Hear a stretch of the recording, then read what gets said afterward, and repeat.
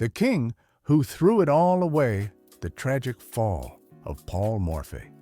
They called him the pride of New Orleans, the Mozart of chess, the greatest mind to ever grace the 64 squares, and then he vanished. No goodbye match, no farewell letter, just whispers, rumors, and eventually a broken man walking the streets alone. This is the tragic rise and haunting fall of Paul Morphy. Born in 1837 to a wealthy Creole family in New Orleans, Paul Morphy wasn't supposed to be a legend. He wasn't trained. He wasn't coached. He was gifted. At 9 years old, he watched silently as his father and uncle played chess. They didn't even know he understood the game. Then one day, Paul corrected their moves. Not only had he followed every turn, he'd memorized the entire game in his head. By 10, he was beating adults. By 12, he defeated the Hungarian master Johann Löwenthal in a casual match. By 13, newspapers already hailed him as a genius. He never studied opening theory. He never played for material. He played like water, calm, elegant, deadly. Morphy didn't just beat opponents. He humiliated them. He'd sacrifice bishops and rooks just to orchestrate a checkmate that left spectators gasping. In 1857, at just 20 years old, Morphy entered the first American Chess Congress. He demolished the field. But the real test was still ahead. Europe. In the 1850s, Europe was the heart of chess. France, Germany, England, they held the crown. And the man who wore it? Howard Staunton. Morphy crossed the Atlantic with one goal: to defeat Europe's best. In Paris, he crushed Daniel Harwitz, the arrogant master who initially refused to play him.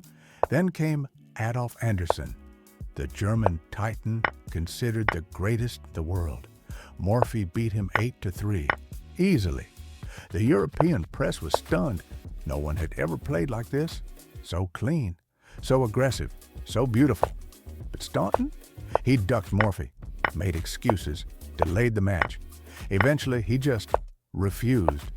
Morphy returned to America, undefeated and undisputed. The best player in the world at 21 years old. And then he quit. No one expected it. He was still young, still invincible. But Morphy declared his chess career finished. Why? Because to him, chess was a hobby, not a profession, not a life. He wanted to be a lawyer, to be taken seriously, to escape the shadow of a game that, even in brilliance, was seen by society as a parlor trick. He returned to New Orleans to practice law. But people didn't want Paul Morphy, the attorney. They wanted Paul Morphy, the champion. Clients asked him about famous games. Strangers challenged him to matches in the street. He was chess's prisoner, and he hated it. Slowly, his public life faded. He became reclusive, paranoid. He believed people were conspiring against him, that his food was poisoned, that women were plotting to ruin him. He would walk the streets for hours talking to himself, refusing invitations, refusing help, refusing to even touch a chessboard. He was only in his 30s. By 1869, whispers began to grow. He's lost his mind, some said. He talks to mirrors, said others. His family begged him to seek help. He refused. In one famous story, Morphy built elaborate walls of furniture in his house to keep intruders out, except there were no intruders, just shadows and fear. He developed obsessive routines. He'd walk to the same place at the same time every day. If anyone disrupted it, he'd turn around and start over. He never married. He barely spoke. He cut ties with the world, and the world moved on. Chess evolved. Tournaments grew. New masters rose. But Morphy stayed frozen, an echo of a forgotten genius.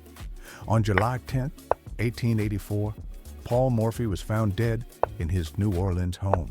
He had collapsed in the bathtub after a walk, likely from a stroke. He was 47 years old.